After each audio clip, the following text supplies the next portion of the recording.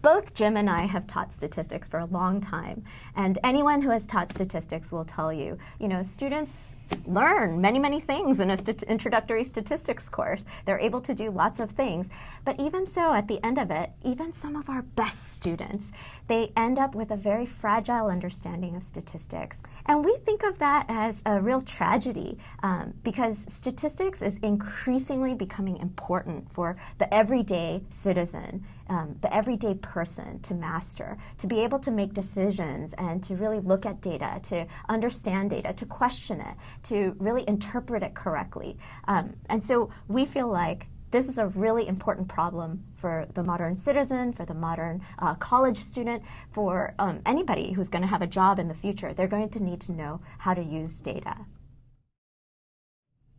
So first of all, it's important to know that we're learning scientists, researchers. So we've spent our careers trying to do basic research on how people teach and learn, and hoping that that will get its way into the classroom and improve education.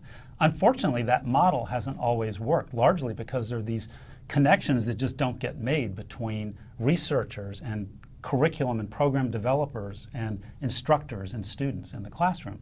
So what we're doing is taking a simple idea, which is instead of us all working in isolated ways, we're going to all work together to create a single textbook, an interactive online textbook that we provide free, and then we're going to collaborate on figuring out how to implement that book and produce high levels of learning in the students and to continuously improve that implementation over time.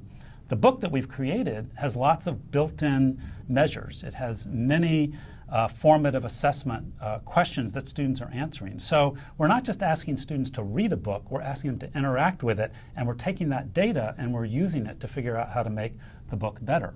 Now, our first implementation is part of the Learning Lab this year. We're doing at 3 sites. One is at UCLA, another at Cal State LA, and another at Pierce College. And it's important to note that the role of the instructors who are implementing this book in blended classrooms, so it's not an online course, it's a blended course where the book is online, but still is a face-to-face element of instruction.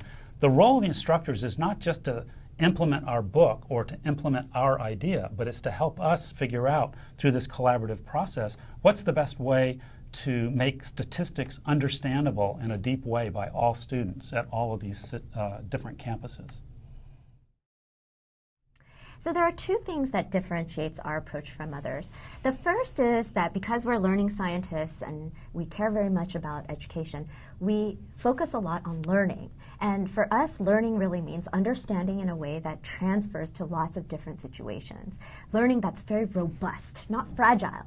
And we focus much more on learning than completion, because by the time they get to college, all the high school students have passed their high school requirements, but all those high school requirements have not left them with a knowledge that is robust and useful. And so what we want them to do is really have an experience of learning math that translates into robust, transferable knowledge. The second thing that differentiates our approach is that we assume that we won't get it right the first time around. In fact, anybody who's ever taught statistics knows that you learn so much from doing it the first time, right?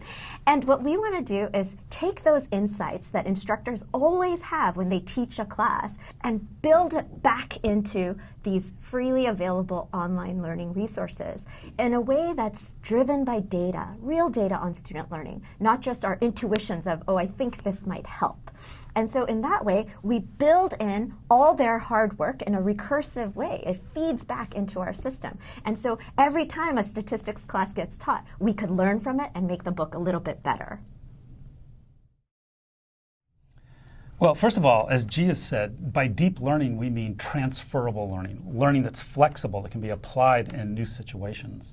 And we have a particular hypothesis that's guiding our work right now. We call it the practicing connections hypothesis. And I think the easiest way to explain it is to talk about what it's not. So currently, when we teach statistics, we teach many, many bits, little things like mean, standard deviation, ANOVA, regression, R, P, chi-square, and 100 different things that we teach.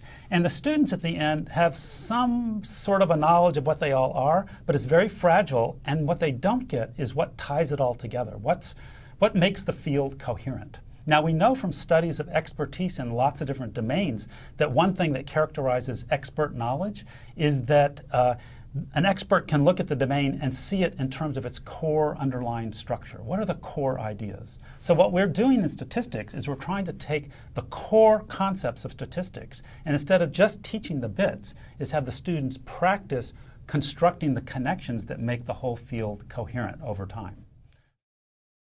We have amazing stories, many of us, from many different classrooms. However, that's just some of our students. Still, some portion of our students really struggle with this course. We are really interested in reaching all students. One of the things that we always say is our job is to teach hard things to all students. We've built in from the beginning an assumption that we need students' data. We need lots of different implementations of this material in order to figure out how to make it work for many, many different kinds of students taking this course in many different circumstances. For the students taking it Friday from 6 to 10 p.m., as well as students who are commuting long distances in order to come to campus. We need to figure out how do we make this work for many, many kinds of students. So for us, the more faculty that use our book, the more campuses that adopt our book, the more data that we get from students, all of that will be fed into the improvement process for our book, making it better and better until we really do reach our vision of seeing all students learn hard things.